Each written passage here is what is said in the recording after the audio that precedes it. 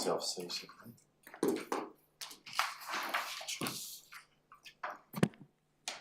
Good morning and welcome to our August meeting. Firstly, do you have any apologies for today? As some of you be aware from emails there or diary, we have a briefing at 1 o'clock with the police, just around briefing us on any proposed changes they're considering or their proposed new models, so that's at 1 o'clock. Any conflicts of interest to be recorded? I come to acknowledgements. I'd like to acknowledge the passing of Neil Price, who had a QSM and a Queen's Fire Service medal. He also served as a Justice of the Peace. Neil was a former Waimakariri District Councillor and served this district in a range of different functions. He was involved with Tikahaka Tulatala Trust, the MV2 Hoi Trust, a range of different bodies. There wasn't many things that Neil hadn't been involved with over that time, including more leisurely with his role as president of the Kaiapoi RSA. He was also the district president of the RSA. On our behalf, I was afforded the privilege of speaking at his funeral a couple of weeks ago. We did do an obituary at the time, or statement at the time of his passing, and also put our flags to half-mast to accord the respect in which this council held him in. It won't be the same, quite frankly, around our district. There wasn't many functions I'd go to that he wasn't at, and I enjoyed quite regular coffee catch-ups with Neil, who would provide me all sorts of advice, which I appreciated, but he also had a part that probably people didn't realise was, or may not have realised, was a deep care and concern for people. And he was especially concerned about the health of my father, who he knew because my father worked in the fire-related industries, and he was an arson investigator, so Neil had worked in that for many years, but also at the passing of my mother, he was particularly kind and thoughtful to our family. That's the sort of man he was. Just short of 89, and also I was reminded just short of their 70th wedding anniversary, so our thoughts are with Judith and the family. I'm sure there's a huge amount of adjustment for them, but we gave him, thankfully, a Mayor's Award last year to recognise his extraordinary service to this district. I'm happy to open if anyone else wishes to add anything, otherwise we'll stand for a moment of silence.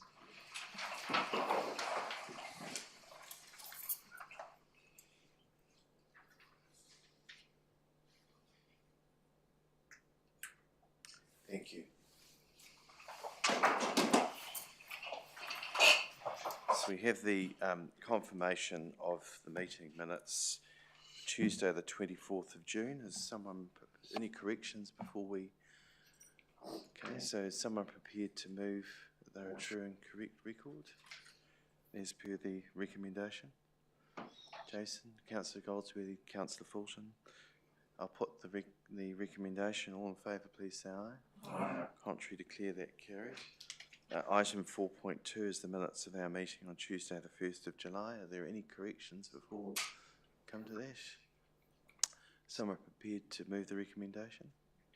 Moved Councillor Mealing, seconded Councillor Redmond. I'll put that. All those in favour, please say aye. Aye. Contrary, declare that carried. Are there any matters arising from the minutes?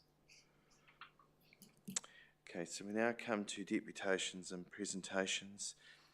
We have Abbeyfield Society here today, and that's represented by Tom Clispy, the Director of Abbeyfield Properties, and the amazing Velda Reveley, who's known to all of us.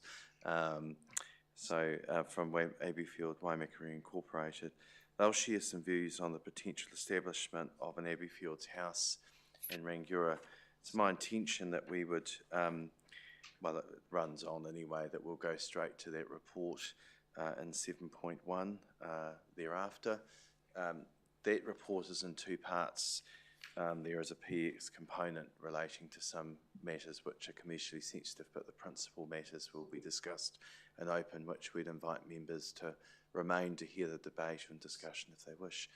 So we now invite Tom and Velda to come forward and acknowledge other members of the Abbeyfield family who are also present today. So please come forward and welcome to our meeting. So Velda, and Tom, we've got up to 10 minutes. If you go slightly over, that'll be fine. I'm happy to afford you that. There's a microphone there. If you could just press that when you speak, and there may be some questions that follow from colleagues. Thank you. And please be seated. You don't have to stand. Unless you wish to, but we're a bit informal here in that regard. Thanks, Velda. Good morning. Before I go any further, I don't wish to be disrespectful. I have my phone simply because I can't turn it off. So I've got it there so that I can grab it fast. Telecom has done something to my phone. They've done something to all our devices at the moment. There's something going on. Probably Trump. Well, that could be the case, Councillor Becky, but Kia ora. For the invitation to present, we thank you. This time I'm going back to bring us back to today. The vision is and has been of the Waimakariri Abbeyfield team and that of Abbeyfield National and Abbeyfield Properties to build an Abbeyfield in Waimakariri, which will support 14 older residents to live their best lives to their desired potential by being able to live safely, independently, in a warm and inviting house with fellow residents as well as a strong supporting team, all the while remaining in this connected community. To Mayor Dan and councillors who have encouraged and followed the Abbeyfield vision and councillors who may be relatively new to the concept of Abbeyfield, we appreciate you have joined this journey with interest and in many instances have been very encouraging and also acting alongside, not over all the time, and we appreciate that. Thank you for the reports and the information in general that you have worked together on with Abbeyfield Properties and Abbeyfield Waimakariri. Velda, could you just pull the mic just a bit closer to you? Would that be right? Thank you. September 2020, there was a community housing solution needs analysis done by this council. This was a consultant's report commissioned through WDC. That report highlighted the growing older population and anticipated needs. These needs continue to be well documented and discussed, and from our hopeful hearts, actioned. And as some of you will know, we have a statistician on our committee in Mary, and so we keep very much abreast of what is happening in this community around ageing population. Thinking back, Abbeyfield Waimakariri Incorporated, its journey began with a small morning tea with like-minded people, all with older people at heart. This was in 2021. The Abbeyfield model was where we wanted to go. The vision was agreed and much shoulder tapping ensued and continues, I might add. June 2021, a formal steering group was established. December 21, we became an incorporated society. May 22, we lost a staunch member or supporter of ours in the personage of Dame Araha Rarity Croft, who told us to use the Dame. Unfortunately, there wasn't time to use the Dame. July 2022, our inaugural AGM, the attendance was overwhelming. July 23, our first mission to council. July 25, our fourth AGM, Our support once again stunning. Thank you to those who attended. I know you have read about Abbeyfield, and some of you have visited an existing house and spoken to residents. We can only, as a team, give you our heartfelt thanks for walking this journey thus far, and hope that you will remain with us and perhaps join us as we seek to make the lives of some older people feel less lonely or isolated and secure in a happy place.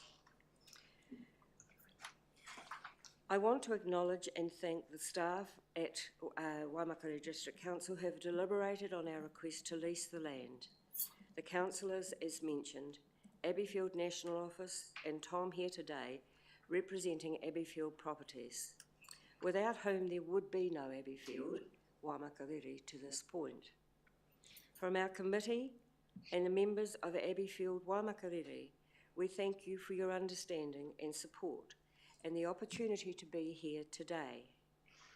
After I wrote that, I felt that perhaps you might like a small description of an Abbeyfield house from the road, because we've been talking about this a lot. Abbeyfield itself will be one story, providing we can go ahead as planned, will be a one-storey house, will look just like a large house. It will be well planted, and from the road it will look very much like the surrounding houses, just a little bit bigger. And it's a home. We talk about it as the house, but it is a home for 14 people who may not have had good options. Thank you very much for your time. Thanks, Felda. And thank you. And Tom, did you wish to say some words? Thank you, Felda. Kia ora, and thanks to Mayor Dan, councillors and council officers for the opportunity to talk in support of this proposal. I'd like to cover two things. First, an introduction to myself and to Abbeyfield, to demonstrate our experience, our capability of the organisation. And secondly, I'd like to speak to the fundamentals of establishing an Abbeyfield home. So my name is Tom Clisby. I'm a director of APL, Abbeyfield Properties, and along with Valda, some 15 years ago, I was involved in the establishment of the house at Hornby. And we've both been on the journey ever since with Abbeyfield. Following the completion of the Hornby home, I was invited onto the board of APL. And I've had a professional career spanning 50 years, with my my involvement being in predominantly project management, planning, designing, building of projects, and my current project that I'm just finishing is the new Court Theatre in Christchurch. So I've been involved in that for the last 5 years, working for the Court Theatre. I reside in Christchurch, but I lived in Tuahiwi for 13 years. My children went to Whitend School and Rangiora High, and I've got a strong interest in the district and the establishment of a home in Rangiora. I'm one of 6 APL board members, with the others having strong backgrounds in town planning, architecture, finance, community housing, community engagement, and communications, all sort of key skills. APL was restructured in 2014 to bring most of the houses under the umbrella of one organisation in terms of the ownership, and that's allowed us to leverage the combined assets to help the establishment of new homes. In conjunction with Abbeyfield New Zealand, the National Office, Local Societies, we've earned a reputation for delivering community housing, and Abbeyfield is a tried and proven model operating in New Zealand for 30 years. We operate a well-oiled machine. We've got a low loan-to-value ratio. Our borrowings are 3 million out of an asset base of 30, and that's required to allow us to be able to offer affordable housing. Houses can only afford to have a minimum sort of mortgage. Abbeyfield New Zealand is a registered community housing provider, and it undergoes annual audits from the Community Housing Regulatory Authority. As outlined in the report from Council, we're experiencing high demand throughout the country to establish new Abbeyfield homes. So that's a little bit of a background on who we are and our team.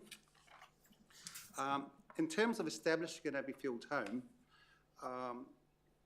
these are what we think are the fundamentals. Number one, it starts with the establishment of a dedicated local group of volunteers who from day one know it's going to be a long journey. There is no quick fix for this. They're the ones who commence the establishment of an Abbeyfield home in their community, not the national organisation. It's the locals who drive it in the first instance. They undertake community engagement to raise awareness of the benefits of Abbeyfield and to gain support for local fundraising. And I'm sure some of you have seen the team out there in the community. The third thing is the identification and securing of land for an Abbeyfield home. This step is a major milestone for the establishment of any Abbeyfield home. The vision then becomes closer to becoming a reality. At the same time, consultation with the neighbours takes place to provide a better understanding of the minimal impact an Abbeyfield home will have on them and their properties. Our houses are quiet, and it doesn't take long before we are accepted and welcomed into the neighbourhood and into the community. With these initial steps in place, it becomes possible to present a tangible proposal for fundraising. Up till that point, it's really an idea, but when you've got a site and a community and a team behind you, you're starting to go into the game. Any Abbeyfield home is highly dependent upon central government funding. Unless we get ultimately some central government funding, it becomes very difficult to raise sufficient funds. The last two houses, Manukau, which is completed and now being occupied, and Katikati, in the Western Bay of Plenty, is in construction. They've received substantial HUD grants. We put forward applications. We've been successful in both the first and the second tranches. Abbeyfield continues to lobby central government to support community housing. APL has recently formed a partnership with the Community Housing Funding Agency, recently set up by the government, which will provide lower cost borrowing for APL. So we're well on the way of that partnership. The last thing in the house is to build it, and in many ways we think that's the easiest part. So we're experienced in the planning, design and building of Abbeyfield homes. Once built, each Abbeyfield home is financially self-sustainable and does not require ongoing funding support from the government or other parties.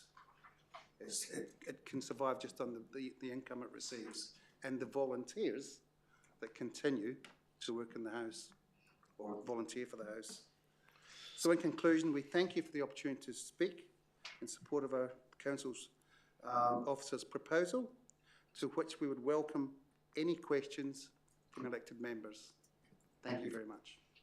Thank you. And can we just thank you for both of your significant contribution and for your time being here today. I personally think it's a no-brainer, this entire concept, but we'll see whether that's the Council's view shortly.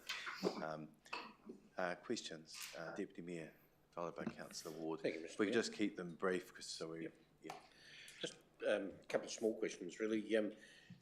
Hornby, for instance, I'll just pick a house. How old is that now? And number two, how many people have actually lived in the house over the length of time that house has been there? So in October of this year, we will have been in operation for 10 years. We still have, and that house has 12 residents, and out of the 12 residents, 2 are originals, both in their 90s. In that time, the rest have turned over, but only once. We've never had more than one in, one out. So our occupancy can be 2 years, 4, 6, 8, as I say, 10. It's very much dependent on the person and how they are, because we can actually give some support. We don't give the support, but the government consider that they're independent living, they get their living alone allowance, and so because of that, they can get the services that they would get in their own home. So if they need some home help or personal care, they can get it into the house. There does come a time when management does need to consult with them and their families if they're not managing anymore, but it would be very much the same as if they were at their own home, except that it has been shown that people in Abbeyfield actually remain in their community 4 years longer than they would if they'd been in their own home. Thank you. Councillor Ward? Thank you. I'm really excited about this concept. I think you're all doing a wonderful job, so thank you very much for all your efforts. I probably have 3 little questions. One is, I know that you're applying to government and need the support of government to get things underway. And I know you've all been really busy raising funds. I guess my question is, do you have to provide furniture in these homes as well? And if you do, and it is not doesn't come under the financing from central government, I know how much seeding fund do you have, and do you consider perhaps using that seeding fund and an application maybe to somewhere like lotteries, which can provide to the monies for you to furnish these 12 homes? Yes. Actually, Mary's behind me, and she's our finance person, our treasurer, but definitely our finance person. She can probably answer that better than I can. But yes, we do we furnish our house in the common areas, but the people who actually come into their studios furnish them themselves. So basically, they have a clean slate. When they come in, they bring in what they want and they take it away. So we will be buying ourselves, and we will be fundraising for all that's in the house in the common areas. So that's the kitchen and the lounge and so on. And as for figures today, Thank you, that's what I'm interested in. May I? Yes, Mary, please join the table. Please join the table.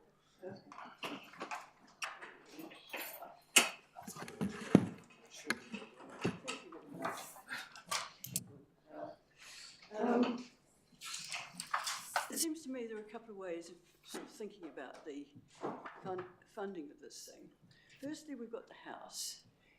There are constraints on who is prepared to fund houses.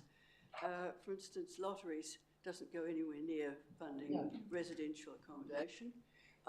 Also, I'm advised that quite a number of the charitable trusts, even though they might consider looking after older people, won't touch housing, because if they open the door to one, they'll be completely inundated with applications.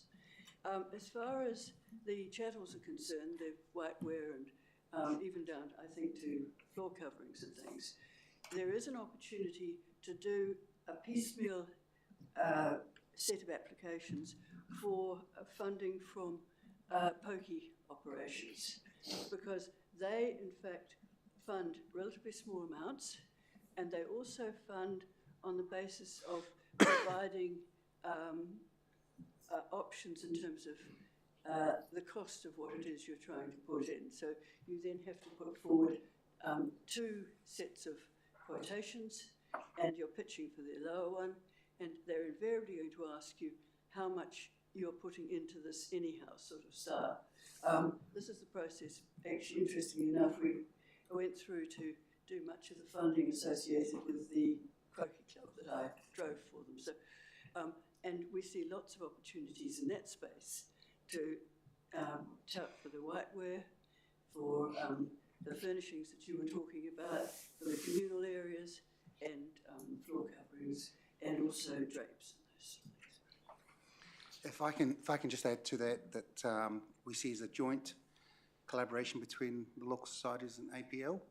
So in terms of doing the due diligence of the site, getting the designs underway, planning, then Abbeyfield put money into the pool, and I put forward a resolution to the board of the APL, and they approved $50,000 towards a specific project, and that's been used in terms of project management, planning, initial architectural design.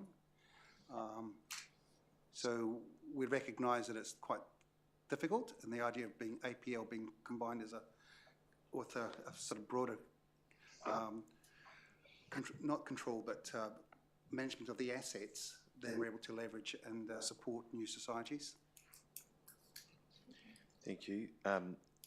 Councillor Fulton, then Cairns, I believe. Did you? No, I'm sorry. I saw you leaning forward. I thought that was indicating. I'll have to reinterpret. Councillor Cairns. Thank you, Mayor Dan. Thank you, Mary, Valda and Tom. In terms of the extraordinary amount of work that the volunteers have done over the last number of years, how will they be involved in regards to once the house is actually built? Do they have still an involvement, or do they virtually step back? Well, thank you. That's a very good question. I think you've got us for life, actually.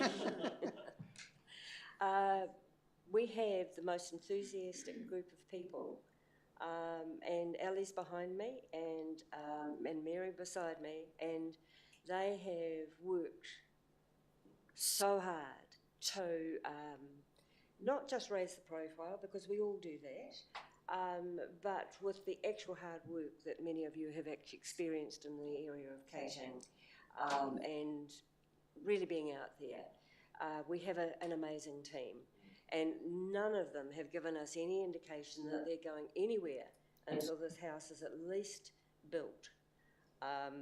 So the house is actually run by volunteers, so many of the volunteers will stay on in different roles. So there's a committee which runs the house, but there's a house manager, which is also voluntary. There are only 2 positions when this house is up and running that are paid, and that is to provide a housekeeper 7 days a week. And we provide all of the meals, like everything is included. When people come into us, it is like flatting for older people. Yeah? Excellent. Thank you. All right, thank you. So no further questions. We thank you very much, very much. You're welcome to stay and listen to the discussion if you have time. I'm sure you would welcome to hear the debate, so we appreciate your time. Thank you for the Thank you. opportunity. Thank you very much. Right, we now come to reports. Item 7, 7.1, the Abbeyfields House Rangiora Memorandum of Agreement. So we've got Rob and Anna and Chris. What's on me actually, so Okay, well we have Anna and Chris. both of us. Great. Thank you, Valda and Tom and Mary, for that segue introduction to our report. So, as you've just heard from them in their deputation and previous reports that we have been brought to council, we've been working with Abbeyfield to establish an Abbeyfield house here in the district. This report is seeking council approval of the Memorandum of Agreement that is attached to the report between council and Abbeyfield for proposed development here in Rangiora. We will take the report as read and happy to have any questions that you have. Thank you. Questions of colleagues? Oh, good. So we've now got a series of recommendations. Can I have a mover? Moved to Councillor Ward and seconded Councillor Deputy Mayor Atkinson. Do you wish to speak? Yes, I really would encourage everybody to support this recommendation. I think this is a very, very worthy cause, a wonderful thing for our district to support very worthy people down the track, and I'm sure that we'll have the support of all the community going forward. And I just would like to say a special thank you to all the volunteers of Abbeyfield to have made it happen, and a special mention to Ali, who I know works very hard. And I might say, maybe in the early days I trained you well. Thank you, Councillor Ward. Deputy Mayor Atkinson. Yeah, look, thanks very much for this. We need to move out of that MOU into a memorandum of agreement, and the agreement is a huge step forward. And they're very different to what we generally do around here, which is a memorandum of understanding. We have a lot of them, but a memorandum of agreement is a different beast, that we will do certain things with each other and that we will make sure that they're carried out. So I welcome this step, because it's a huge step to getting finalisation to where we're trying to head. And again, I think that this, I have visited the house in Hornby, and I've actually seen how these work, and I've seen how the organisation works, and it's a very impressive organisation. They're very well organised, very professional, and using volunteers to do a whole lot of fundraising and getting on with doing what they say they're going to do is extremely important. So I think that this is one of those ones across this table that is extremely important to our community. We have been told about social housing many times and the things that we should do, and as chair of that property group, one of the things that we were very conscious of, that we look after aged care housing and we enable people to look after social housing. This is that coming to fruition. So I hope you will all support this memorandum, and we can move forward. Thank you, and I fully support this, have from the start, and have, as Velda and others have enthused us as to this model of social housing. It's a particular area of our community where there are a lot of vulnerable people who are by themselves. And, you know, I look at my own family situation. If it wasn't for being able to house my own father at home, he would be by himself, and may well be in a difficult position where he wasn't able to care or have, to that extent, that social inclusion that this brings about. I think we're all aware of what the model delivers, and the Deputy Mayor and myself have visited the housing model a few years back.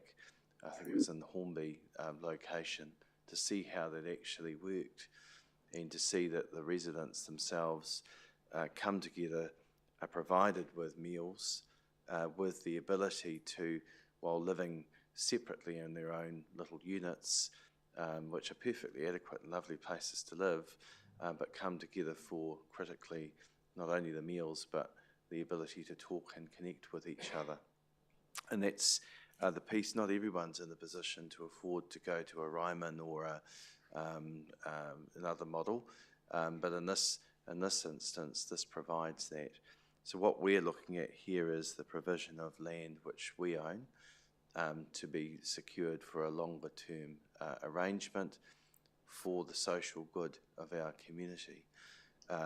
And personally, I fully support that. The location that we're looking at in Kingsbury Avenue, it was identified because it's on the excuse me, Rachel, at the back there. Do you think you could desist interrupting? I can hear you. If you need to, leave the room.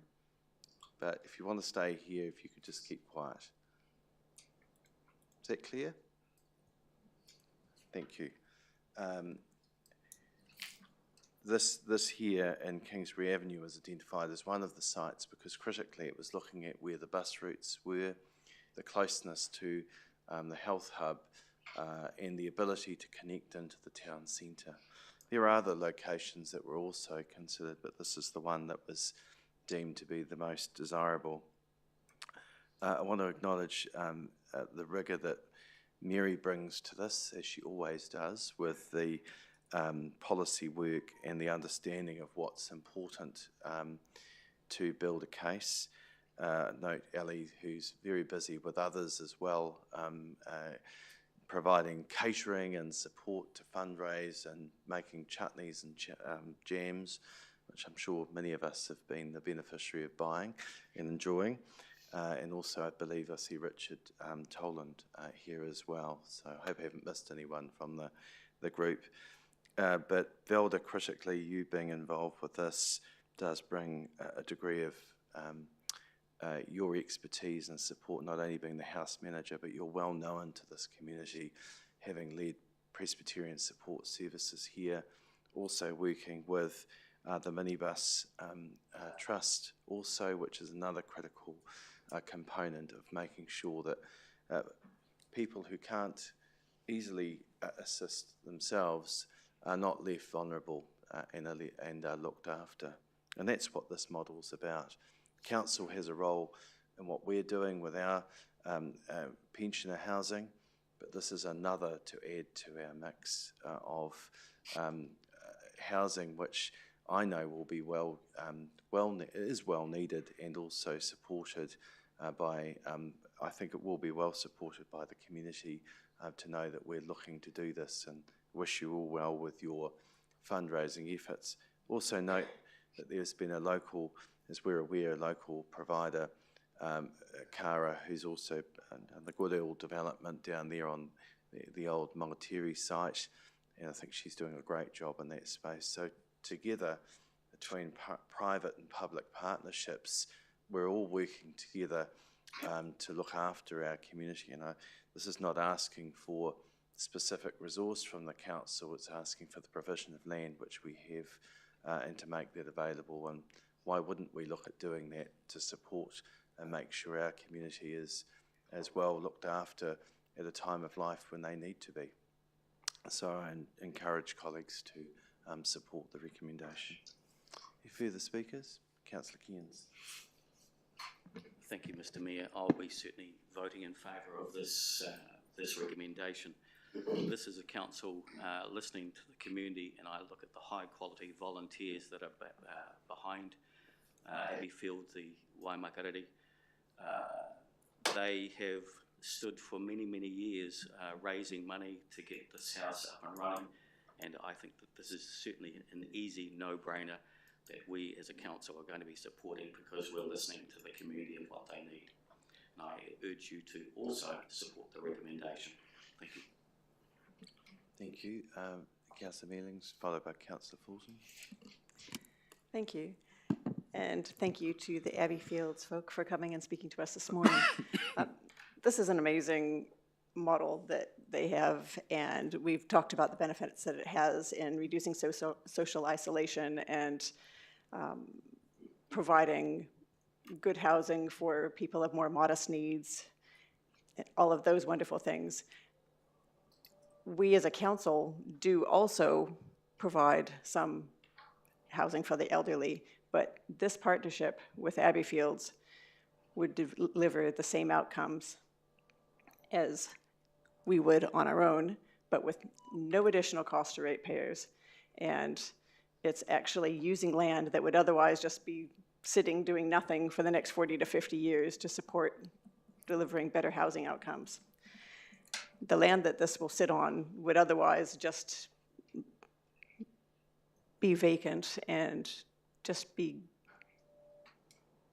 needing mowed for the next 40 to 50 years and doing nothing to help people. This way we can hang on to that strategic asset, not have those costs, deliver good quality housing, help people, and everybody wins. I think it's a fantastic option, and I urge you to support it. Thank you. Thank you. Councillor Fulton. Thank you, Mr. Mayor. I'll be also supporting this. I think we can all picture ourselves in this situation with sort of mothers, fathers, brothers, sisters, wider family.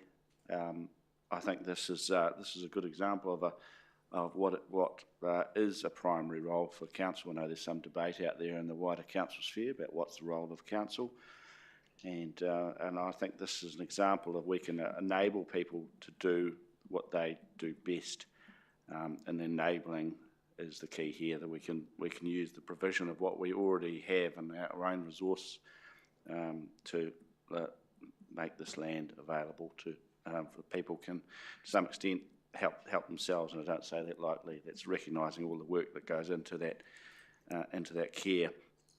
I think in Born of Mine, recent experience. I've sort of had someone tell me recently that you don't take someone by the hand, that you should actually stand by their shoulder and help them lift up. And actually, I think this is probably some sort of example of that. This is actually standing by the shoulder of people who need and deserve care. So I'll be supporting that on that basis. Thank you.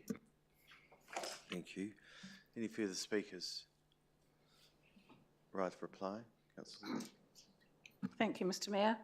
I think this is another example of private-public partnerships when we can do more for our community, and I welcome this effort of Abbey Fields, and they'll get my total support in the future to make this happen. Thank you all for your hard work. Thanks, Councillor Ward. I'll put the recommendation. All those in favour, please say aye. Aye. Contrary? Declare that carried. Thank you, team. Thank you, members of Abbeyfield. Of course, you're most welcome to stay for the rest of our meeting if you wish. Right, thank you. All right, we now come to 7.2, the Wastewater Bylaw 2015 review. Thank you. Thank you.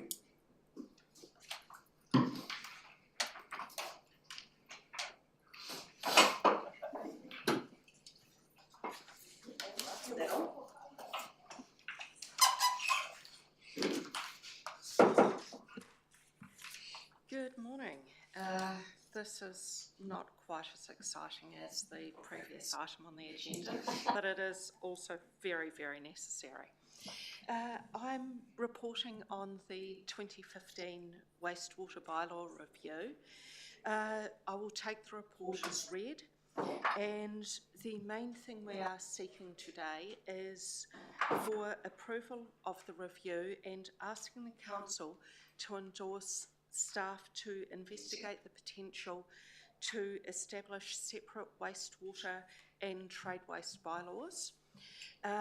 Why we would like to do that is that the review that we started in January this year has shown us that our wastewater bylaw is quite large and complex because it looks after both domestic wastewater and trade waste or commercial wastewater. We can simplify the bylaw by splitting that into two, which will then be a lot cleaner and easier to administer. Also, the bylaw needs to be updated to meet current standards. Being 10 years old, things have changed a little bit. Also, there's quite a bit of government legislation around wastewater coming down the pipeline. Sorry, that was terrible and unintentional. So we have the Water Services Bill, and also Taumata ROI is establishing wastewater performance standards, which we will have to ensure our bylaws comply with. So what we will do is the report showed that we will need to look at these new standards when they come out and bring everything up to speed and make sure that we incorporate everything. The awesome thing is that we've got pretty good compliance. So people who are discharging into our wastewater system generally are doing the right thing, and that what we need to do is just tweak things a little to ensure that we make it easier for people to comply when they are connecting, and to make sure that we have systems in place so that everything, or we minimise issues in our wastewater system. One of the emerging issues that we have noted is a consequence of the growth in the district, in that we have a lot more small hospitality businesses, and this is creating a little bit of an increase in issues with fat clogging some connections, which increases the cost to the council to maintain the system. So when we look to update the the trade waste bylaw, we will look to improve the clarity around those connections. So the proposal is to replace with 2 bylaws, or our recommendation is to replace with 2 bylaws. And that is really what we're here to do today, is ask your agreement to do that. Thank you. Any questions? Is there any other staff want to add anything here? No, I think Diana's covered the scope adequately. Jeff? What's probably going through people's minds at the moment is the establishment of CCOs and so forth around the country. So as you can see, our policy team is presenting this report on behalf of the council, basically. So it'll be done in conjunction with the new internal business unit and our policy team. So that's the advantage of an internal unit. We don't need our own legal team or policy team to be writing things. We use the same sort of overhead that we would use for the rest of the council. So these are just straight away an example of shared services within the council, and to establish additional overheads. But that'll be done in conjunction with that new internal structure. Thank you. Right, questions of colleagues? Councillor Fulton? Thank you, Mr. Mayor. I was interesting in the idea of splitting sort of trade waste and residential with trade waste, for instance, and not just in our towns. How will this bylaw function alongside our sort of community education programs, our environmental improvements, our awareness of, because one thing to have a bylaw, another thing to actually make changes and improvements on the ground. So just going to give us a broad overview of that. I know it's not your area in bylaw, outside bylaw perhaps, but... Yeah. So they sort of work hand in hand in that we will be educating trade waste permit holders on the changes, and this integrates with all of the work that the Water Services Unit already do, and so they run alongside each other. Is that... Yeah, I understand from a council staff point of view, but I actually think in terms of our community groups, our stream care groups, our drainage groups, and all this sort of stuff, the people who are actually seeing and working, on the ground to improve some of our affected waterway. That doesn't actually fit under the bylaw, because this, the wastewater and trade waste bylaws only manage discharges into our wastewater system. So, so that is into our system, which is then managed by the council, and is outside of work alongside stream restoration. Thank you. Councillor Mealings? Thank you. Diana, in your report here, it talks about how we need to review the bylaw no later than 10 years after the date. So it's a 2015 bylaw. It's 2025. It's time to review it. In terms of timeline, how is this going to work, given that the government hasn't actually finalized the new wastewater legislation? Is that going to cause us a problem with our review window versus the new regulations coming out? How do we deal with that? I'll pass over to Sylvia. Thank you. So the water services legislation will be the part that will drive the change here, and that had its second reading earlier in July. I believe there was approximately 360 changes to that legislation. I haven't quite yet got my head around that, but it is moving at a reasonable pace. We normally have a 2-year window after we do the review to then make any necessary changes to the bylaw. If these are potentially new bylaws, that sits differently again. So from a programme point of view, we're not too concerned. The bylaw can operate as it is at the moment.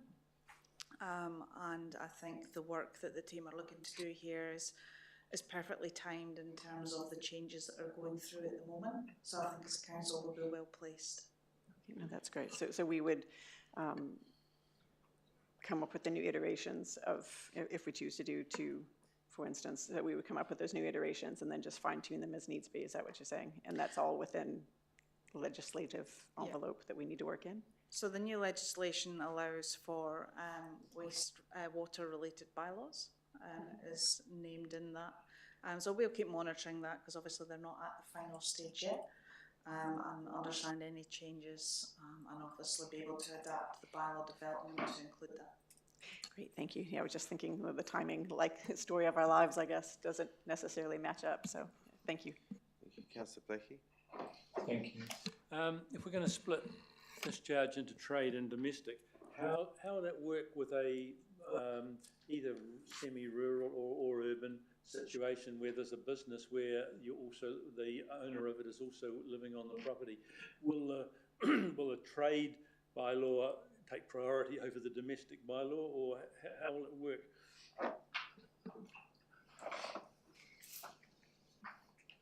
I think the trade waste bylaw would generally cover business activities.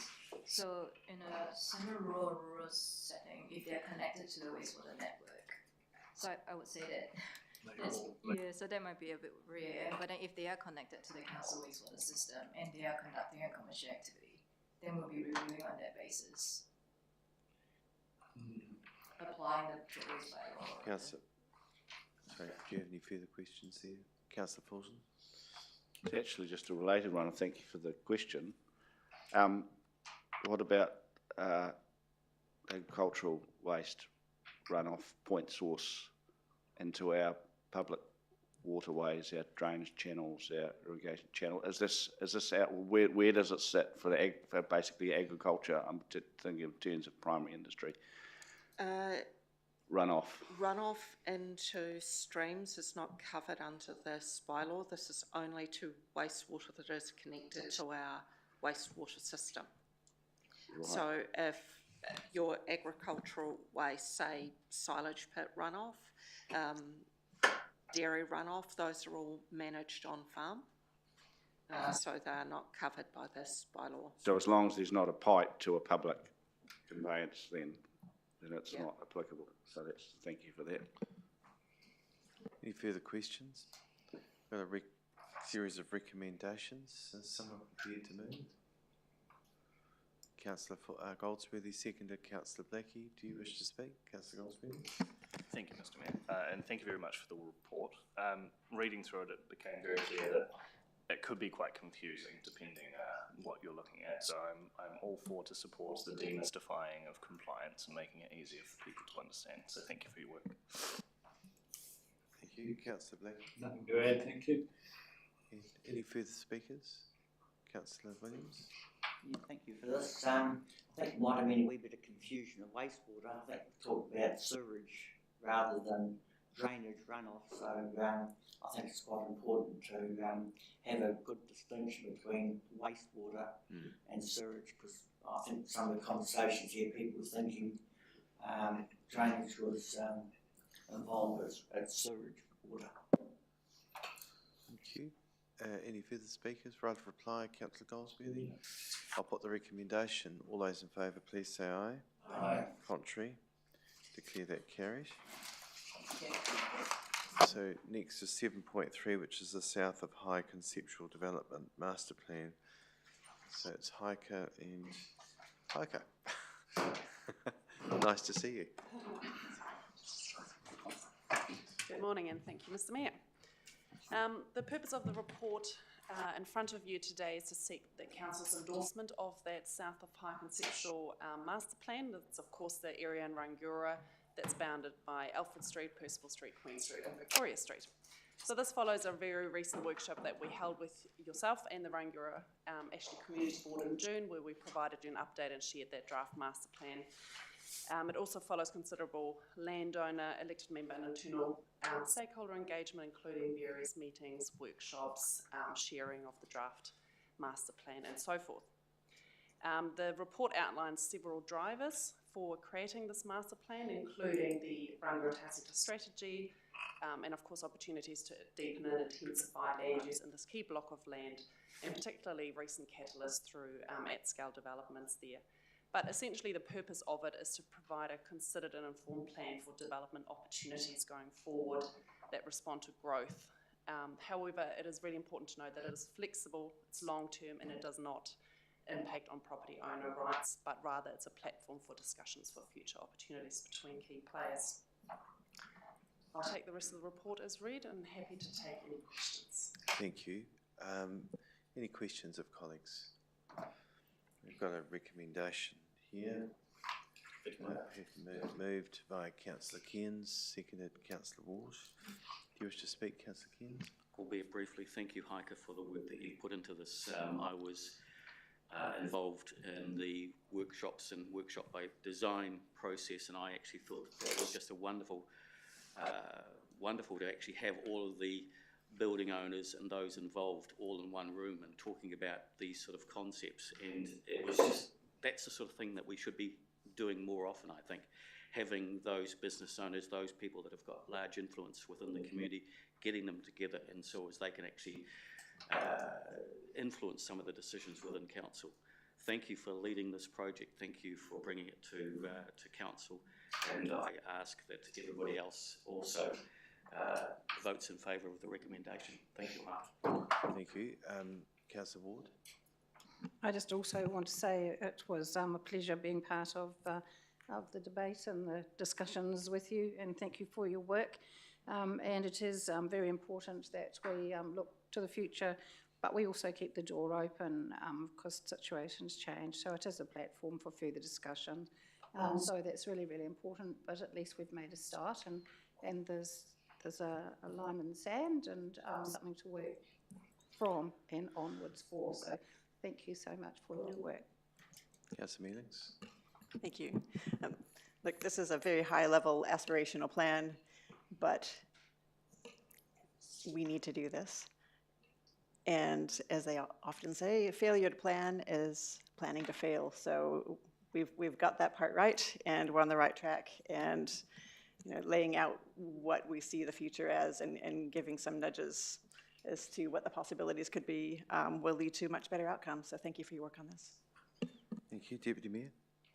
Yeah, look, I wasn't going to speak, but Councillor Mealings just jogged my memory to something. It's a high-level plan.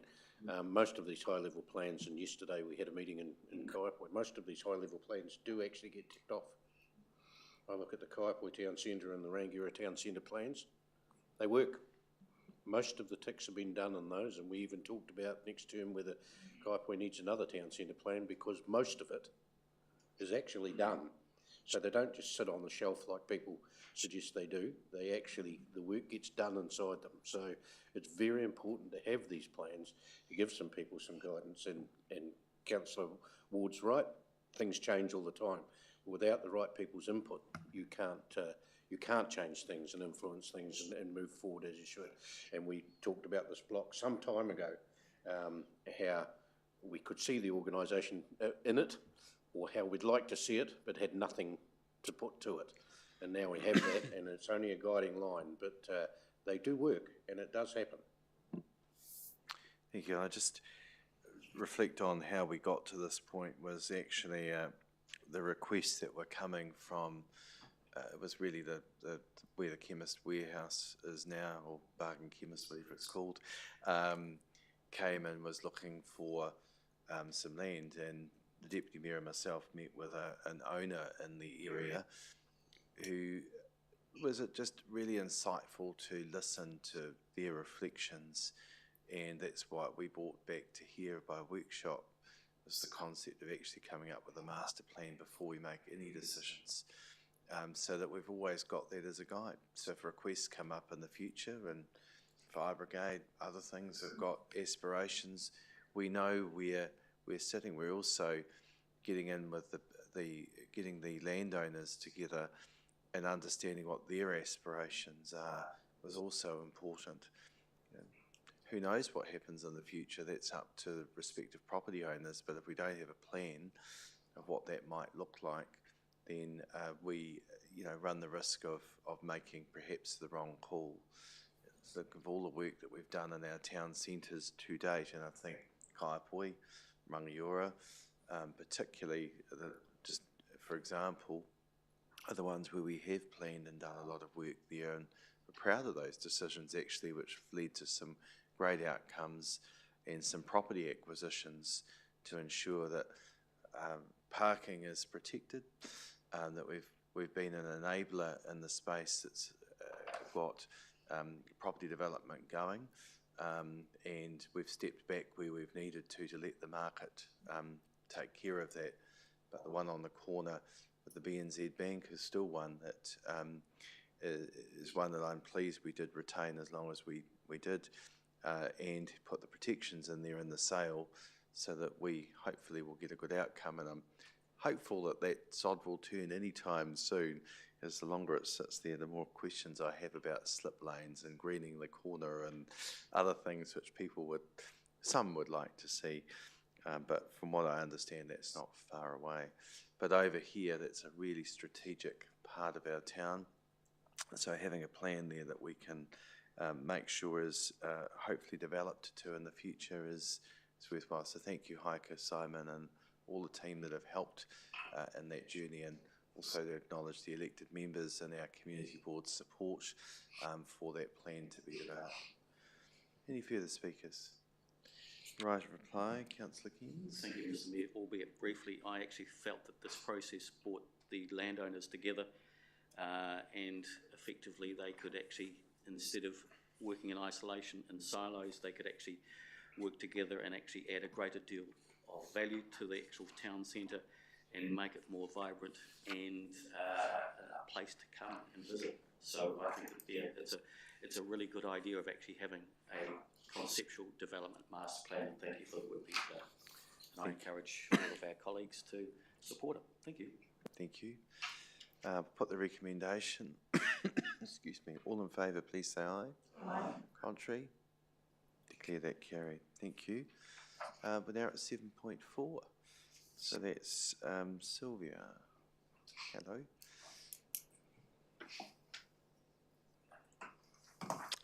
A lot of work there, Sylvia. A lot of work. Hello again. You and the team have been doing.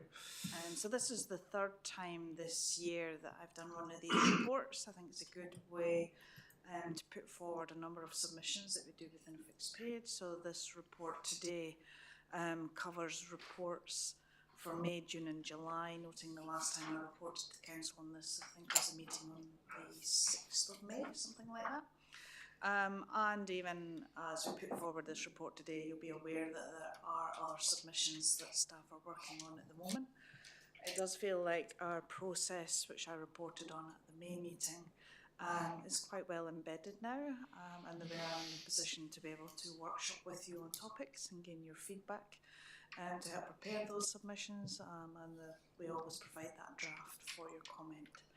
So the purpose of today's report is to bring forward the final versions of each of those submissions that's taken place to be formally endorsed. Thank you, Sylvia. Simon, did you want to add? Just to say, appreciate the acknowledgement of Sylvia and the team's work. I recently asked to see how many submissions we'd completed in the last year. The number is 28 submissions in the last year, so more than one a fortnight. So that sort of represents how much work is coming out of policy change and legislation change out of central government, and Sylvia's team's doing an excellent job keeping up with that and representing our community's views in those spaces. So thank you for recognising that. Thank you. Well, I know how much work goes in because I see the edits and the work that happens, and because Jeff and myself sign those off, and sometimes respective portfolio holders, but also the turnaround from colleagues also here where you're adding your input too. So we have an expert team, policy team that I think is delivering really high quality work, and we're very lucky. So thank you, Sylvia. Any questions? Someone prepared to move? Councillor Fulton, seconded Councillor. I'm going to give someone else a turn, Joan. Councillor Mealings. Councillor Fulton, if you'd like, please. I'd just like to endorse that sentiment about the organisation that goes into preparing these submissions, the interaction with us as councillors. Maybe it's just my policy wonk sort of side of me, but I actually quite relish when I get the moment to look through some of these submissions, to learn about the spheres of our councils, the little ins and outs, and to have the opportunity to comment, even if it's a word or two or a typo or something, hopefully something more substantial than that. But also just some of the documents, I noticed that sometimes you give us a flag with timelines, to give us a sense that there's a month to go or something, or there's something upcoming.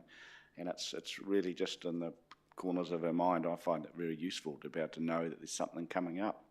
You know, who knows, we might get asked about it sooner or later, and be in a position to offer a view. So that's really valuable. And so commend you and your team for the work you're doing. That's really excellent. I'm happy to support this. Thank you. Thank you. Do you wish to speak, Councillor Mannix? Just briefly, this report represents a mammoth amount of work on a really diverse range of topics.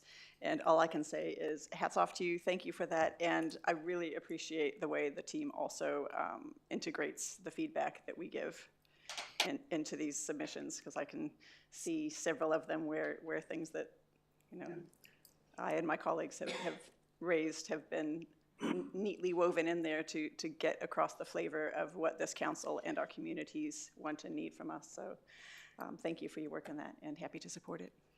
Thank you. Councillor Ward. I just also want to say a big thank you to Sylvia and the team. I think we're very blessed with an amazing professional unit that has worked really, really hard and short turnaround times, loads to do, very professional, and we're so lucky to have you all on board. And I just want to say a big thank you. We appreciate what you do, looking after us. And usually we're first off the rank, aren't we, with our submissions? And so that's very good. So thanks so much. Thank you. Any further speakers? Right of reply, if you wish. Councillor Thornton? I'll put the recommendation. All in favour, please say aye. Contrary, declare that carried. Thank you very much. So now 7.5, which is the Waimakariri Natural Environment Strategy Year 1 update. Dr. Bex and Grant, welcome. Tie day today, is it? Well done.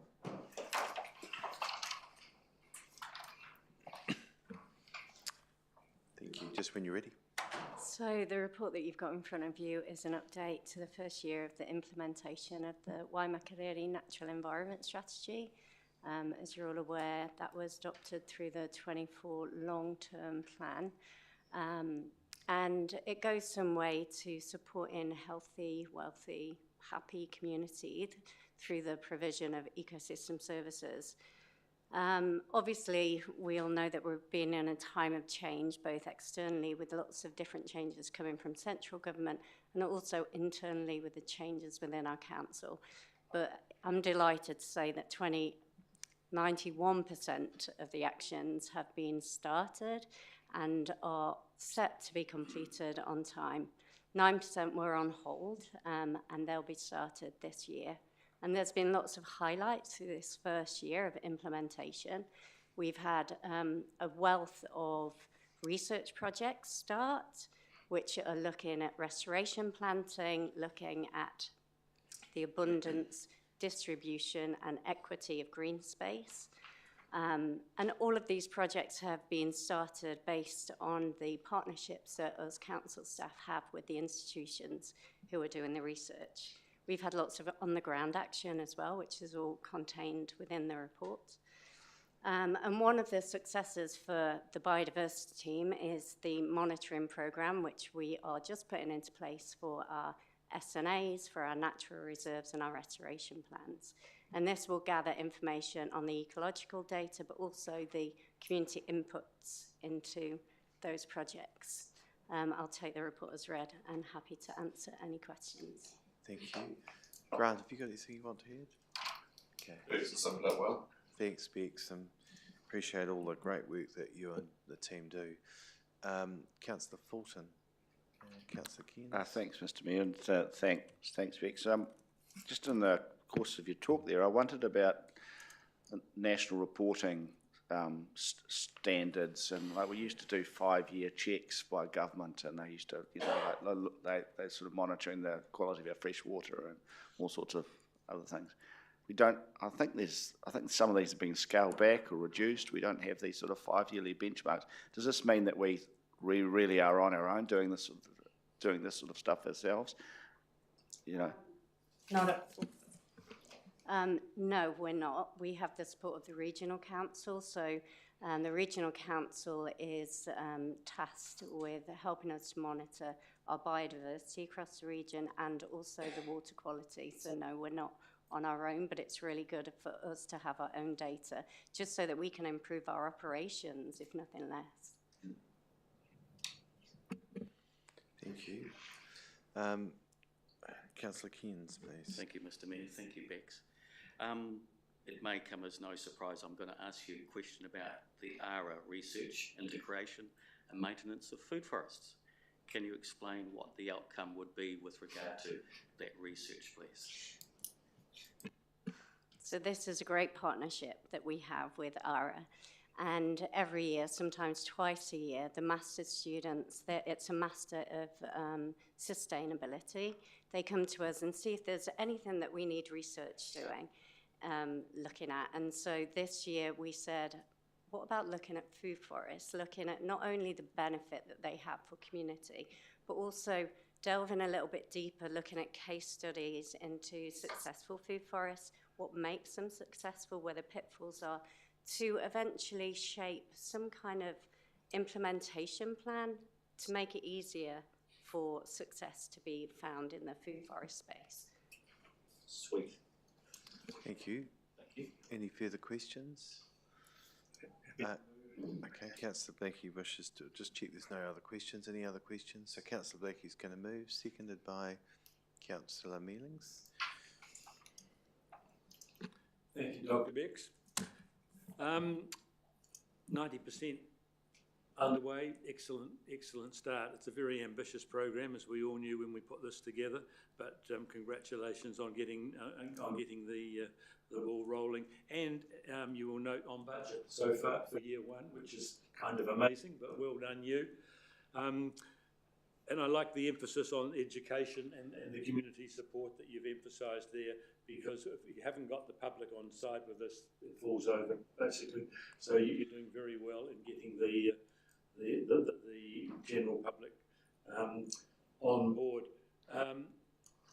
We're getting messages from government that this sort of thing is not a core business for council, which I hugely dispute. But you can, there is an argument around about that, I concede. But basically, if we're not going down this pathway with this NES in 10 or 15 or 20 years, this place will not be a good place to live. And that's the bottom line, so well done. Thank you. Councillor Kearns. Oh, sorry, I mean, Councillor Mealings, I'm sorry, I wrote the wrong one down. You put your hand up at the same time. Councillor Mealings, sorry. Pardon me. Go ahead. No, I've called you to speak. Thank you. Look, all I was going to say is that, not unlike my colleague here, we are off to a good start, and it's quite heartening to see the progress that's been made on these.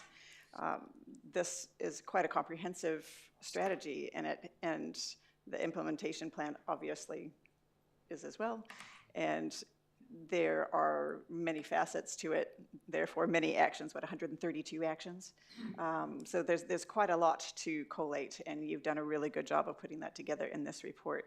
And one thing I would like to note, it's funny, every time anybody ever says anything about SNAs, some people bristle. I would just like to point out and reiterate yet again, we have 92 scheduled SNAs in our district plan, all of which were included on a voluntary basis. There were about 9 of the originally mapped SNAs that asked not to be included on that schedule, and that was honored. But the support that we have for those people who do have SNAs on their land, that is the right thing to do, and show that we value what it is that they're protecting for future generations. We are being good stewards of the land that we look after, and we're helping others to do the same. And really, that's probably all I want to say on that soapbox, but keep up the good work and thank you. Thank you. Councillor Cairns. Thank you, Mr Mayor. Thank you, Bex and Grant. What impressed me was the amount of other organisations that you've involved in regards to getting their knowledge or their advice or their research to come in and actually assist us with regard to developing our policies. I had the benefit of having the ARA students turn up at the food forest, and I thought they would be young students, but these were adult students. They were lawyers and all sorts of things, and it just blew me away that they were looking at the creation of food forest. And me as just somebody that likes to go out and plant and design food forests, I think that they will add so much value to our environment, our district. It's really impressive, and I love the idea of you actually bringing in the other universities like Lincoln, Waikato and those sort of ones to add value to our community. It's going to be a great place to live. So thank you, and I hope others will support the recommendation. Thank you. Thank you, and I fully support the recommendation that's here, and I just note that this great work and budget's been through both our long-term plan and our annual plans, and has been unanimously supported through that time. It's really important that we do note where our community opinion sits in this, and there is strong support for us developing the work that we are doing in this space, and will continue to be. And I'm always amazed at how many volunteers turn up for plantings and other things, those that are organised down in our regeneration area, to the work that goes on in the space that you're organising there, Brent, with the food forests, to Silverstream, which I know that you've got a very active involvement with, Councillor Blackie, and what beautiful areas they are. And as, sorry? Oh, well, Hoka is another which we have supported over many years. The list's too big, Nikki, to get into all of them. But Hoka is, again, one that we have supported with resource over many years. And I was down there recently, just walking around that area just to see how that beautiful area has developed. The original intention was for bird life and the natural environment to return, and it's just anyone that hasn't been there recently, do pop in and go for a wander through there. It's absolutely beautiful, and the seating in there and sitting in the quiet and just hearing the bird life, which is what was intended, is there. You're right around the SNA's, Councillor Mealings. That was quite a topic a few years ago, and I Groundswell and other organisations raised that, and we did make it very clear that here it was a voluntary process and working with landowners to get their buy-in, and it's really encouraging to hear that through the district plan. So Bex and team, thank you for what you do. You have our full backing and support because it's an important part. It's about an overall picture. We live in a beautiful district. I always say, from the regular words I use, from the mountains to the sea, we have everything in between. And it's a beautiful environment, and we need to make sure it's protected and enhanced, not only for today but for future generations. So thank you for all the work that you do. Okay, any further speakers? Right of reply, Councillor. Thank you. Okay, I'll put the recommendation. All in favour, please say aye. Contrary, declare that carried.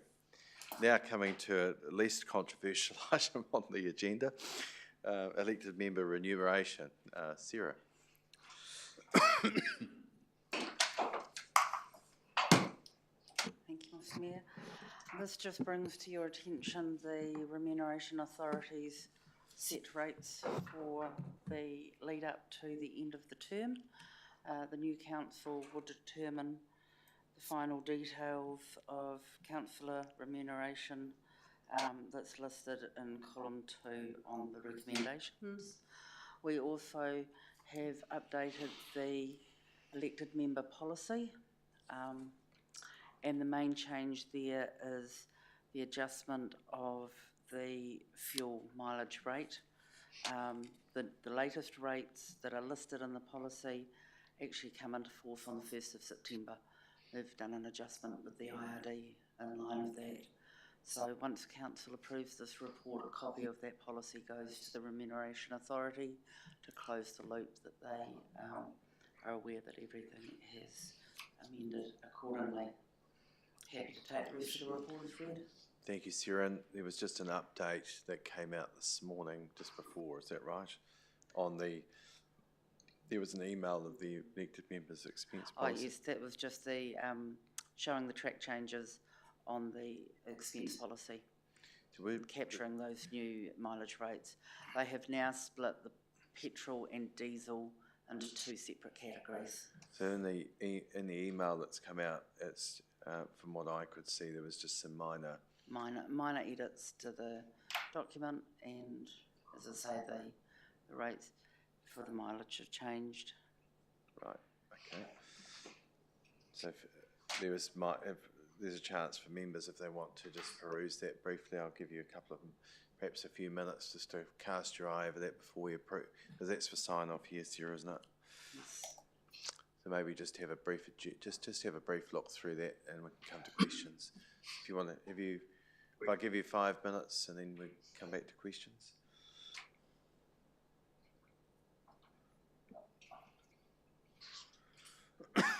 I'll note you, Councillor Redmond.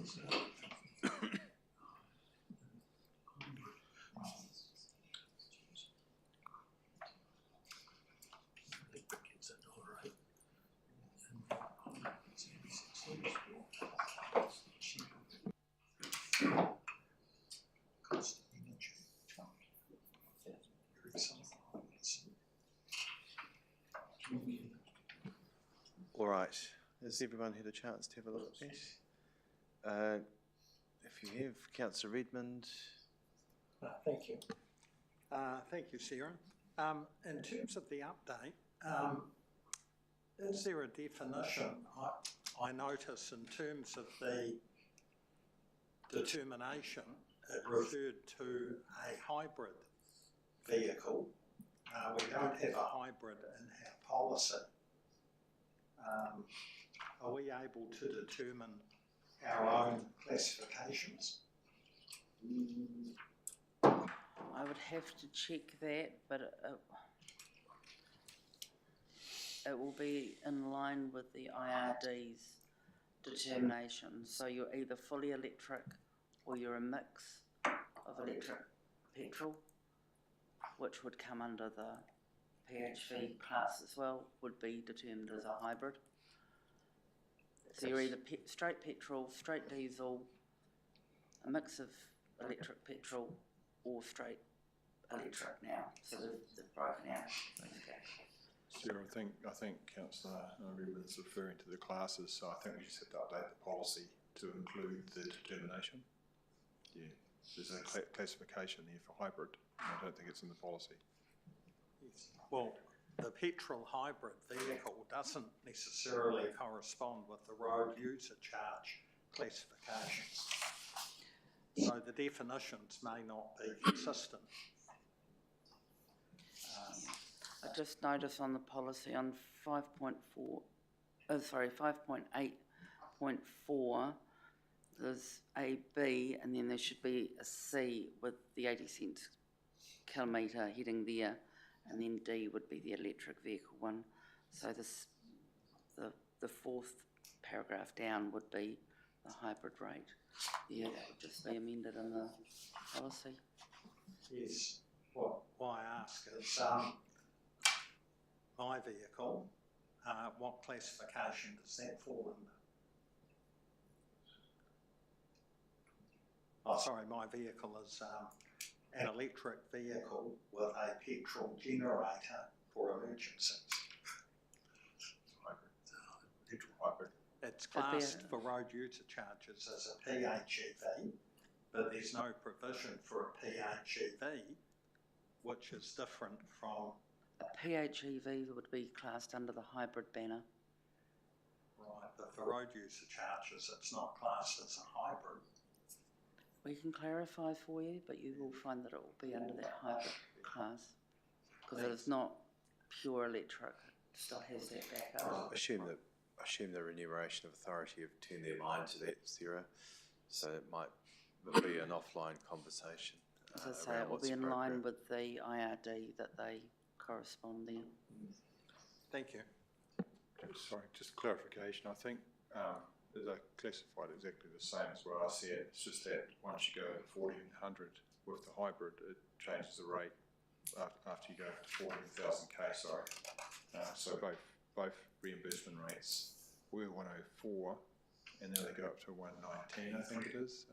Yeah, so it's the same anyway. Thank you. Deputy Mayor.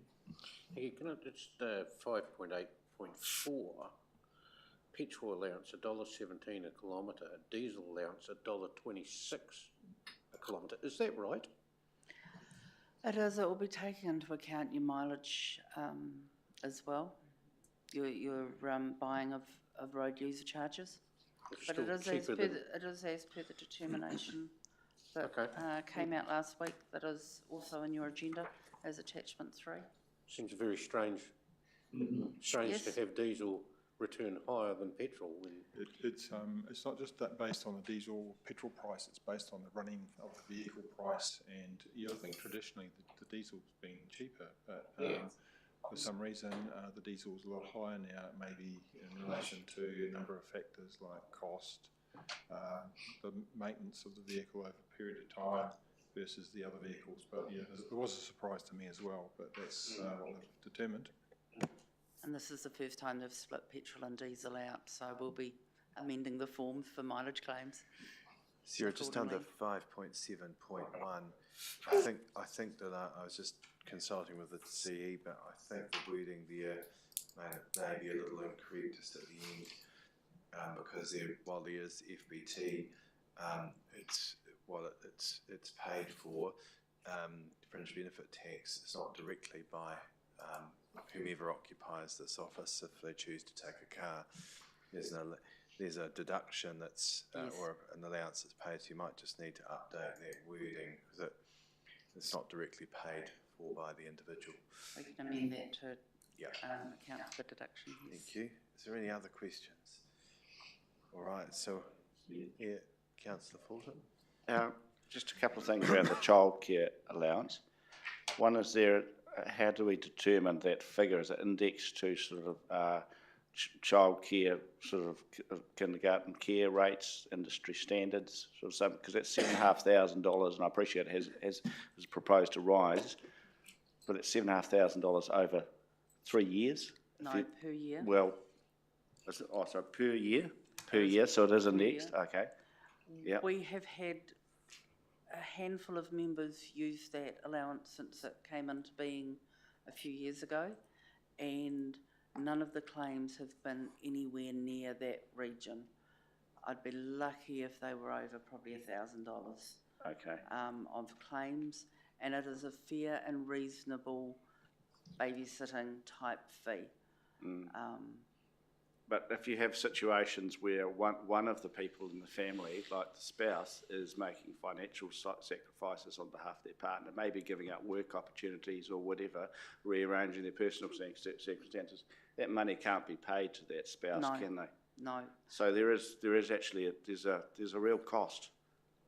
I know this is to get into debate, Mr. Mayor. The determination authority. But so I just wanted to clarify that for the record, that actually someone can when they choose to have a partner running for office, if there are financial sacrifice for the family, that partner cannot be paid. No, their partner can't and grandparents can't generally either. It's an independent person coming in to do those babysitting duties. The Remuneration Authority are quite clear on their criteria around that claim. Thank you, Mr Mayor. That's a big. Generally what we do in the past with these claims here, which are very random, we generally go back to the Remuneration Authority and double check just so everyone's clear and in agreement to what was intended. So it's also per child as well, which sometimes are not picked up. Okay. So it's childcare facilities, or if you have an independent person come in that's not a direct family member. So just Lucio's comments, that's per person, so that could be 7.5 per person per year. So, yeah. Okay, so we have unless there's any other questions, we have a series of recommendations. Someone prepared to move? Deputy Mayor, seconded. Councillor Blackie.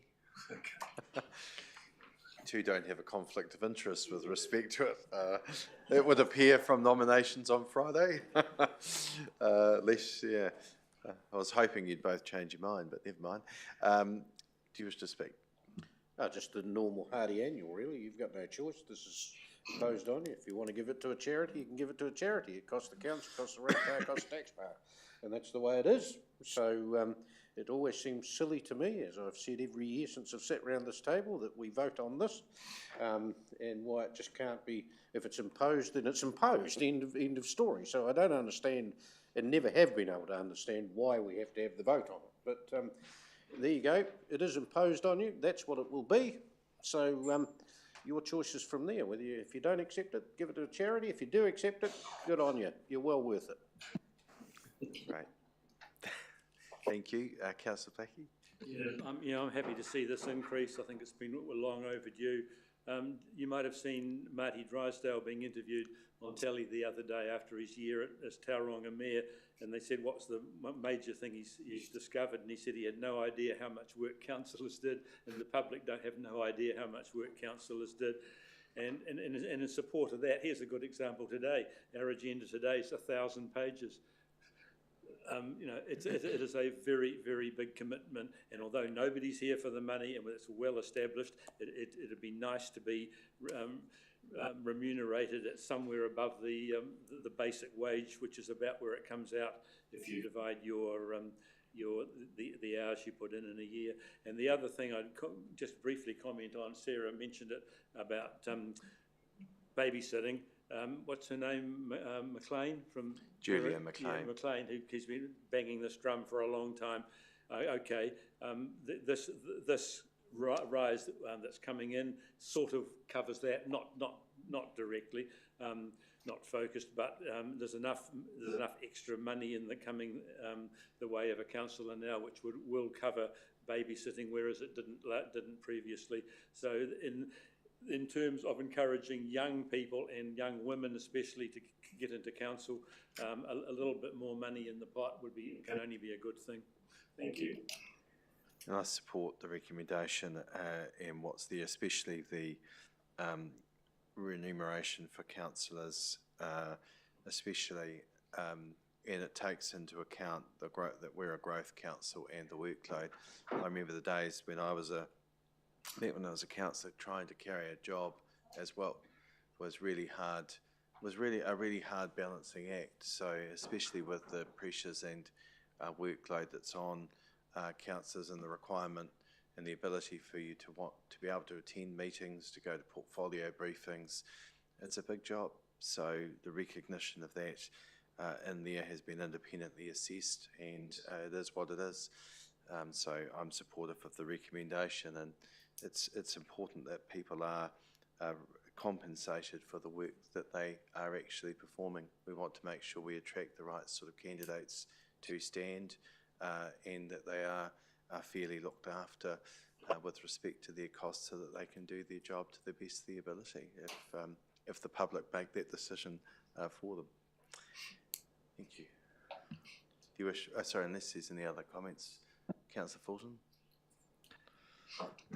just touch and debate. I still think there are some gaps, if you like, in the childcare flexibility arrangement. There's a bit of a premise there that it's either babysitting in the traditional sense, or it's kids off to childcare, and professional commercial childcare. There's still that gap in the middle that often the families obviously work as partnerships, and obviously in this role, when someone, and I'm not in this situation myself, but I've got flexibility, but when someone just decides to put the hat in the ring to go for this kind of job at any age and stage of life, but particularly when they've got family, then asking someone to potentially to be not remunerated as the spouse, or to have those strictures there, and over on the other side, potentially to assume that, they can go into childcare. That's not everyone's family arrangement. Some people have very strong views about putting their kids in childcare or not, and it doesn't necessarily work for everyone. So I just think there's some room. I know this is beyond our ambit, but I think it's something that we could really consider and have a think about, because it's a major life decision. And for some reason I keep on looking at Councillor Goldsworthy, and he's not one to speak here. But just for that, it's not just diversity of people, but it's also giving people options to consider their contribution to their society without being at the expense of their family. So, but I do applaud the increased proposed rate per person from the previous, because I think that is very valuable. So, but otherwise, I'm happy to it. Well, not happy. I will support the recommendations. Right of reply, and this right of reply. Thank you, Mr. Mayor. Look, just to say that I think one of the things that needs to be pointed out in this report, that not only is the remuneration authority saying this is what you'll have, councillors are not asking for other things. Social media often, more than often, talks about the bonuses we get, talks about the flying accounts we get, talks about the lunch money we get, talks about there is nothing in here, and that needs to be publicised in this remuneration report. That does not happen in the public world of council. There is none of that. And I think that needs to be made very clear to the public. We don't get flying accounts. We don't want them. We don't get lunch accounts. We don't want them. We're trying to look after the ratepayer as much as we can. And that, in this report, is what it says. There is a remuneration for what you do. One of the things I will note, that when this comes post-election, it now, in my view, for the next 3 years, will allow people to make a conscious decision for 3 years, whether they have a full-time job or whether they don't.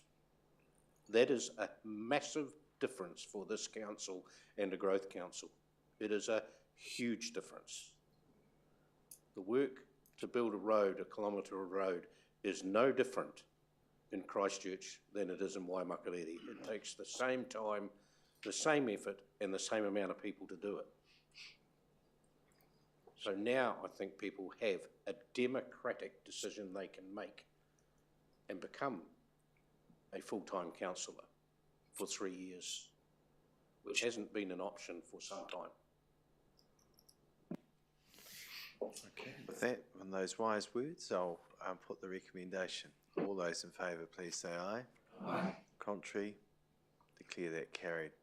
Thank you, and there'll be an appropriate point where we can acknowledge the Deputy Mayor and Councillor Blackie's very fine contribution to this community over many, many years. And I was very sad to see that you both weren't re-standing, but just to put that on record today, because you both have given a huge contribution and we're very indebted to you for that, and there'll be an appropriate point before we finish this term for us to acknowledge that. All right, item 8, health and safety, 8.1, report of the Chief Executive. Thanks, Mr. Mayor. This report is the health and safety and wellbeing report for June. There's 14 instances, and they're noted in Appendix A. Happy taking questions. Thank you. Questions? Councillor Williams. Yes, on page 310, I presume on the 24th of the 6th, that's ripped a mud flap off a vehicle, not a mud guard. Yep, that'll be a mud flap. Well spotted, Councillor Williams. At 3 a.m. as well. Yeah. All right. Okay, any other questions? There's a recommendation, you're happy to move that with that correction, Councillor Williams, seconded by Councillor Goldsworthy. Do you wish to speak? Any further speakers? Put the recommendation, all in favour, please say aye. Contrary, declare that carried. But I'm going to go till we finish the open agenda, as I suspect we haven't got that much more to do in here, and then we'll break sort of around 11ish for morning tea, and then come back in for the PX agenda. Is that okay with everyone? Yep. Okay, Tessa 9.1.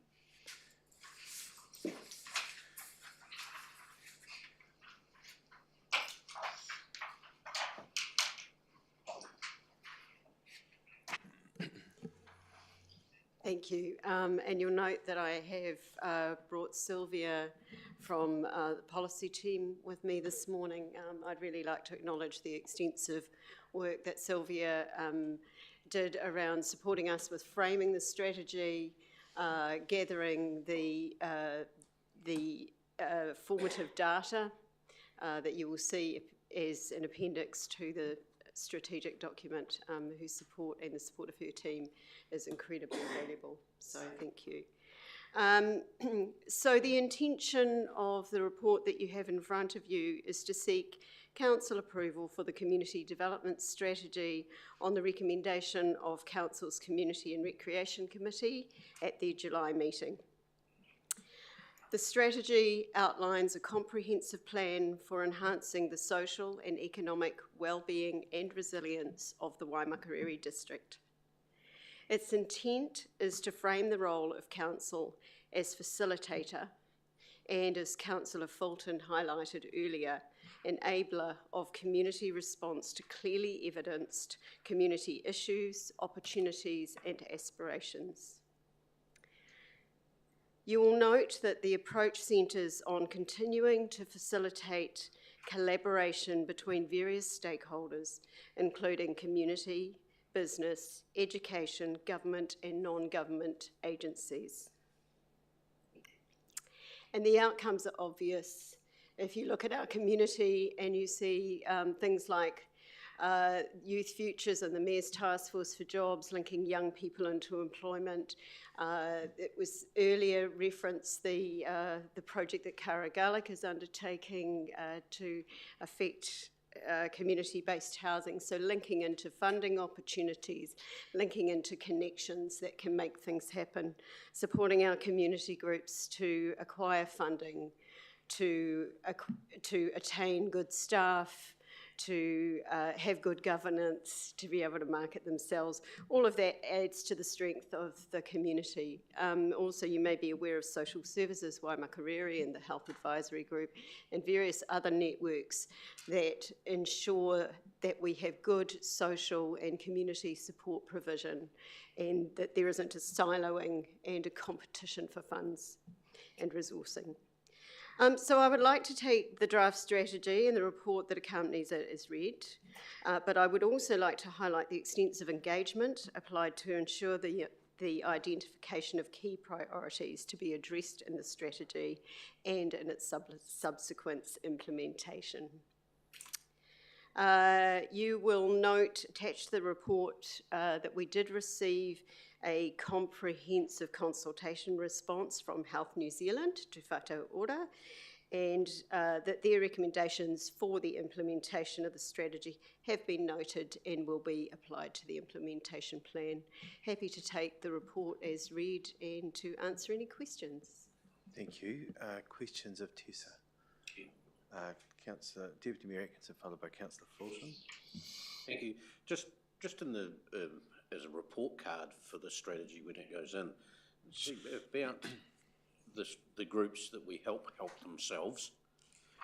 Do we have a dollar figure for funding that we've helped people achieve? Because I'd like to see that in the report card of this when it comes back. So there's actually something there that the public can see, that the value for money of this, otherwise ratepayers will be asked to do it.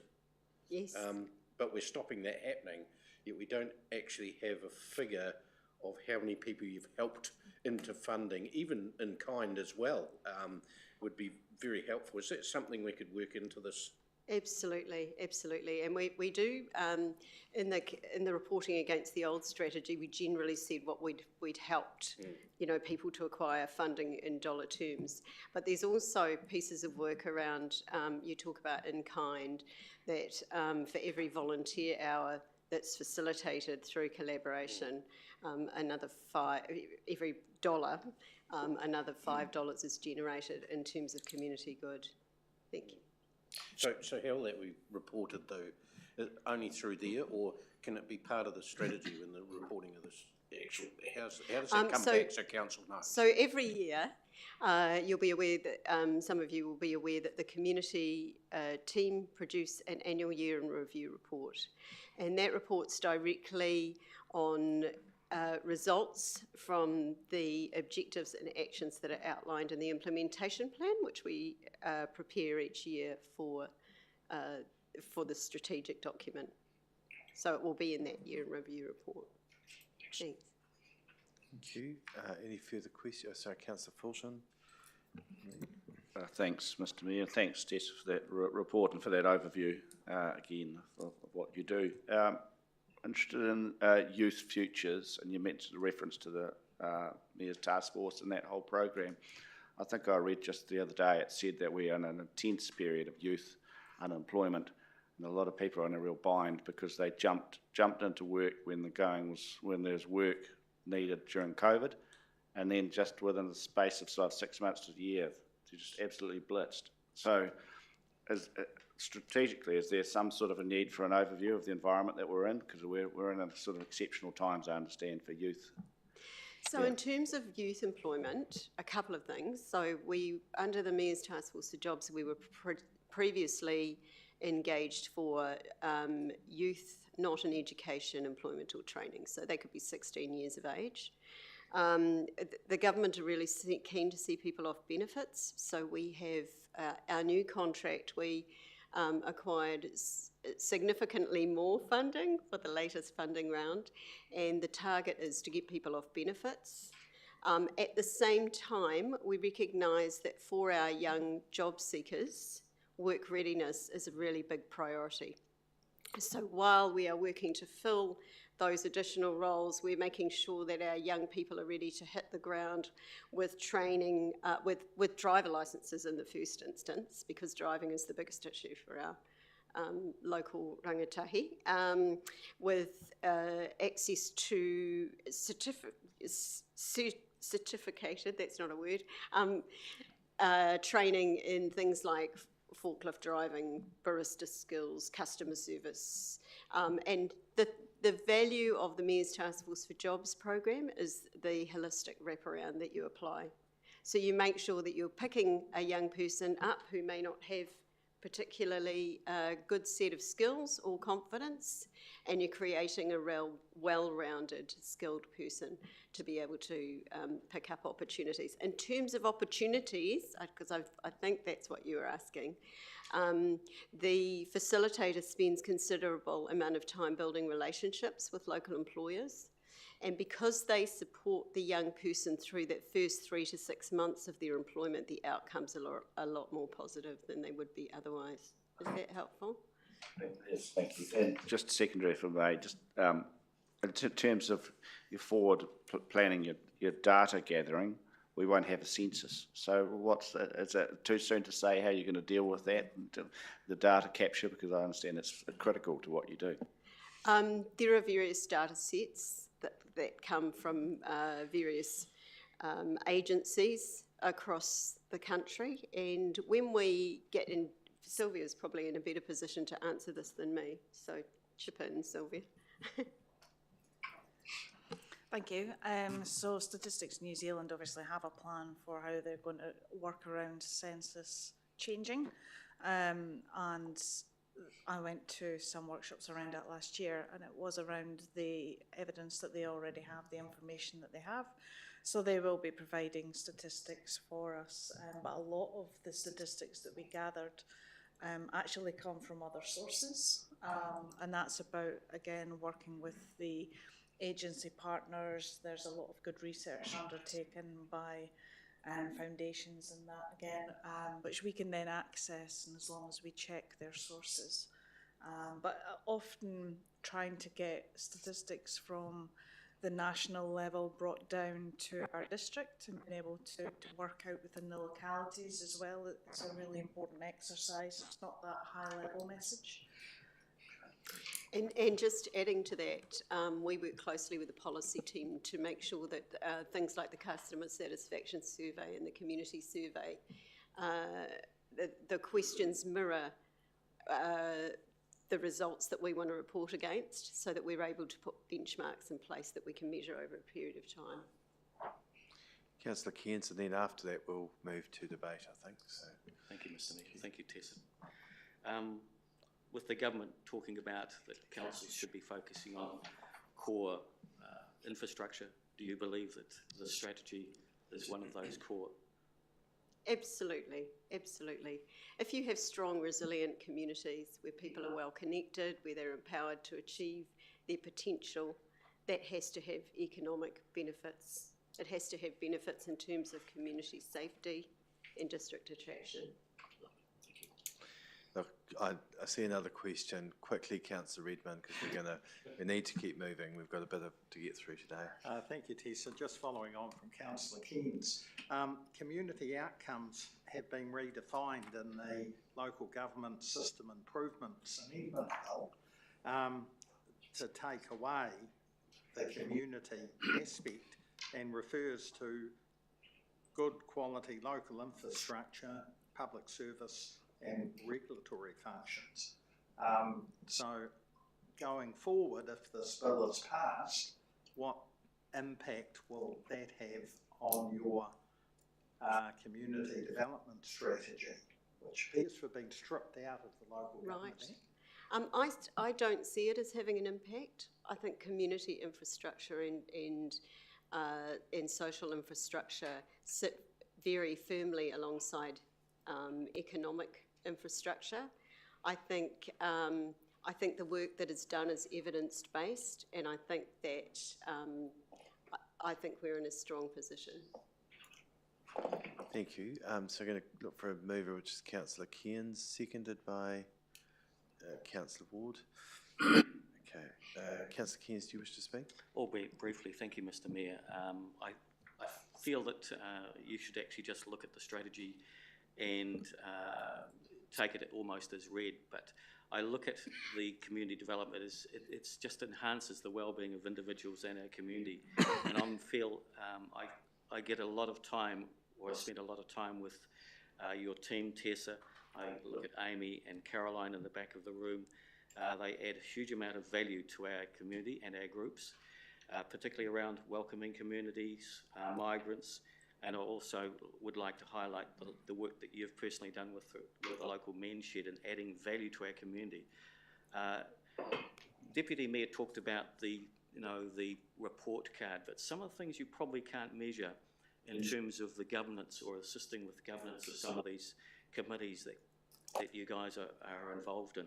And I think it's a report card is one thing in terms of the dollar figure, but by crikey, your team adds so much value, particularly the likes of neighbourhood support as well.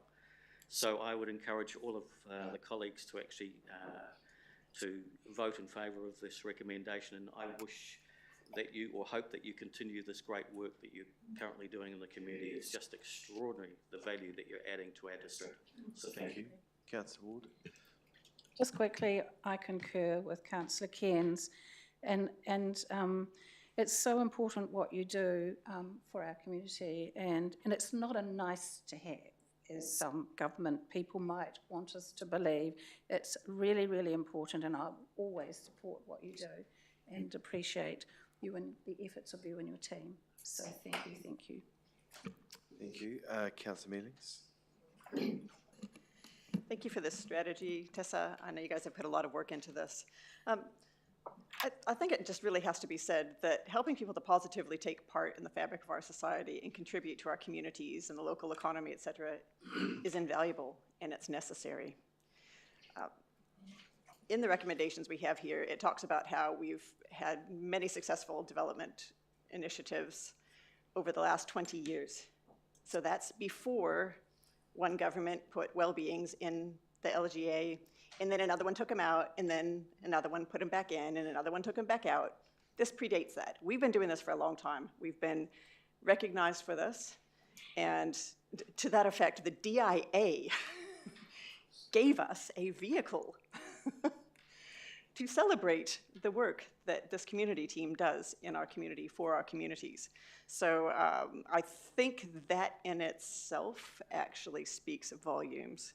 And I am confident that the work you do does have economic value, it does have well-being value, and it will continue to come forth into the future. So I'm supporting this, and I hope you all will too. Thanks. Thank you. Councillor Redmond. Thank you, Mr. Mayor. I'll be supporting the recommendation also. As Councillor Mealings has said, the four well-beings come and go. Community remains. So the question will actually be, what does this new system improvements bill change? And to be honest, I don't know. We'll have to wait and see.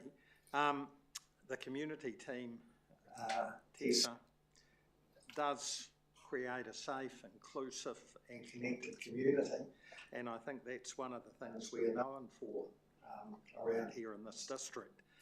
So we have a role in building communities. What the future holds for that, I don't know, but hopefully it will be business as usual, because a strong, resilient community is really the best thing that we can leave as our legacy.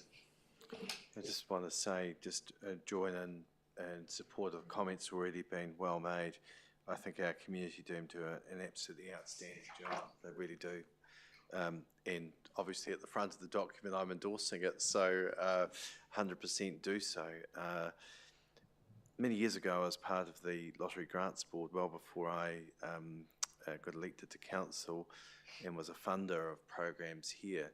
There was a woman by the name of Devon Hotop, an extraordinary individual, and I remember her enthusing me about the great work that was done here at this level. And so I did perk my ears up a few times through that time, thinking, well, I've got to find out more about what's going on here in my own community, and to a large extent probably was one of the persuasive reasons why I sought to be an elected member in the first place, and sought a position in the Waimakariri Community Development Trust in those days, which is now Wellbeing North Canterbury. But the point that really sets our district apart is the fact that we have a caring community, and that we do care for our people, and the work that's done in our community team well and truly shows that. And we look through this document, I fully endorse it. The value that's played and was mentioned before, both Carolyn and Amy and others attend our citizenship ceremonies. We get nothing, Deputy Mayor, when we're there, and others that join me, of great feedback afterwards from people who just always say that our citizenship ceremonies are like no other that they hear, because they're tailored and make sure that people feel that they genuinely are welcomed to this community. Some have been here for quite some time. As we discovered, there was one lady that was well over 70 years the other day. We made a citizen, she just hadn't got round to it. But all those works, including our health, area of health, and the advocacy that's gone on for many years to make sure we are well supported and connected. I just heard the other day that the Minister is going to be coming along to the North Canterbury Youth Expo, which is a really great accolade for here to have Mayor's Task Force for Jobs. I know we're reasonably recent in that space, but the work that Lynn and the team are doing is extraordinary in that space, and so much so that it's been recognised in the work that we've got unfolding over the coming period of time with the number of young people that she's working with. So exactly the points that were being raised by Councillor Fulton earlier are being addressed through that work and those partnerships that are being fostered and forged in our community to make sure that all have a bright future. The general, and I look at our libraries as well, we're really friendly places and welcoming for all members of our community, and I never want to see that change, never. This is a great community, and anyone that tries to say otherwise doesn't get it. They really don't get the bit that makes the difference here. It's why we consistently get high customer satisfaction that comes through of 86%, and our libraries also get that because of the inclusive way in which we operate. So well done to the team, to our whole organisation, because while the community team is recognised, it's actually a whole picture. So thank you for what is done. Any further speakers? Right to reply? Albeit briefly, thank you, Mr. Mayor. Hei tangata, hei tangata, hei tangata. It's all about the people. Thank you. Thank you, well said. I'll put the recommendation. All in favour, please say aye. Aye. Contrary? Declare that carried. All right, so we thank you, Tessa and Sylvia. Correspondence, we have just two items to note, the 10.1 and 10.2. Just on 10.2, someone, I know they're noting, but just on the 10.2, which is the parking plan for Blake Street, just want to make sure that in that work that's done, that we don't forget that we've got a number of trees and areas in that.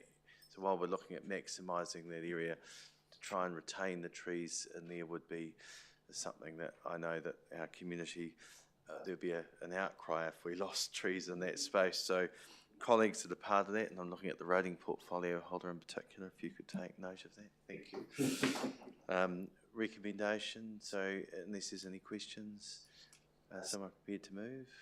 Councillor Bryan, seconded. Councillor Fulton, do you wish to speak to that? Further speakers? I'll put that. All in favour, please say aye. Contrary, declare that carried. We've got committee minutes for information. We've got UNR and CNR there. Someone prepared to move? Move the Deputy Mayor, seconded Councillor Cairns. I'll put that. All those in favour, please say aye. Contrary, declare that carried. Got community board minutes for information, 12.1 to 12.5. Moved Councillor Williams, I think. Yep. Seconded Councillor Blackie. I'll put that. All those in favour, please say aye. Contrary, declare that carried. Council portfolio updates. Just under iwi relationships, we had a recent, as we were looking at come with our new district plan, the Chief Executive and I, with our planning staff, had a very good meeting to brief Whitiora in particular of the changes that were there. I think it's fair to say that our relationship's in a really strong point at the moment, and so much so there's talk about next year's hui and other matters, so we'll keep you briefed with where that is at. But there's a Runanga liaison meeting, I think, in the next week or two, so they happen regularly. So that relationship's in I think, in really good heart. Enjoy their new footpath. Yes, they do, Councillor Ward, yes. All right, no further questions for me on that. Greater Christchurch Partnership, we've got that Friday. There's a few agenda items there, including just the structural review. I don't think there'll be any decisions on that on Friday. It's not planned to. That's more a case of looking at that for the next term of council. But apart from that, there's nothing else that I have to update. Neville or Nikki? Questions? Thank you. Government reforms, well, I think you're as over those as I am. many and often. So we will see where RM reform in particular goes over the coming period of time. There's a lot of discussion about that presently. Any questions there? Councillor Fulton, Canterbury Water Management Strategy. If you guys could just try and keep these updates brief. I can be happily, because we've got literally nothing happening of any consequence until we know what the new structure looks like. So, which is a great way of doing nothing. Yeah, but I mean, there are certainly some serious intent into conversations and around the margins as to what our new freshwater management zones and governance will look like. Just in the meantime, I think Murray, on the governance manager for ECAN, on our old committee, has circulated basically a summary, quite a large summary of our work program, the Canterbury Water Management, Freshwater Management Zone committees over the last 15 years. So if, I think that's really useful for anyone who's either just wants to keep it in their archives, but more importantly to actually look at the work that's been achieved and what the new group will achieve in the future, because there's still plenty to carry on with. Thank you much. Any questions of Councillor Fulton? We've got I think an update coming shortly with Murray. That's right. Councillor Mealings, climate change sustainability. Right, well, I will keep this short as well. There's a lot of work going on at the moment underway, but just a couple of things I would highlight. We are currently updating the climate resilience section in the Council's corporate risk register, which has now been signed off by MTO, and climate change is seen as a high risk that is likely to occur with major consequences. Thankfully, we are doing some things about that, which is also detailed in that risk register, so I will leave that at that. I will also draw your attention to the lovely report that we just heard from Bex Dollery before. She's pretty much said it in her report better than I ever could, but I will simply wrap it up by saying that that strategy is perhaps one of the most aligned tools that our council has to improve climate change impacts across our district and educate our community on how to be involved. Her words in the report, not mine. Thanks, Councillor Mealings. Any questions? Thank you. International relationships, Deputy Mayor. I'll be quick also. I just want to acknowledge Neil Price for his input into the International Relations Committee, certainly through the RSA. And the work that he's done is something he was pretty passionate about, so just want to acknowledge that. I've actually got international relations and property housing meetings coming up, so there's nothing to report at this stage. Thank you. Any questions on the Deputy Mayor? So property and housing, did you have anything you want to update under that? No, there's a meeting, and you've also got the other item on the agenda. Thank you. All right, so that's the council portfolio updates. I have no questions under standing orders. We have no urgent general business. So we'll now move to public excluded. Can someone appear to move that we go in for the reasons there? Councillor Ken, seconded Councillor Ward. I'll put that. All those in favour, please say aye. Contrary, declare that carried. We're now in public excluded. So we'll now have an agenda.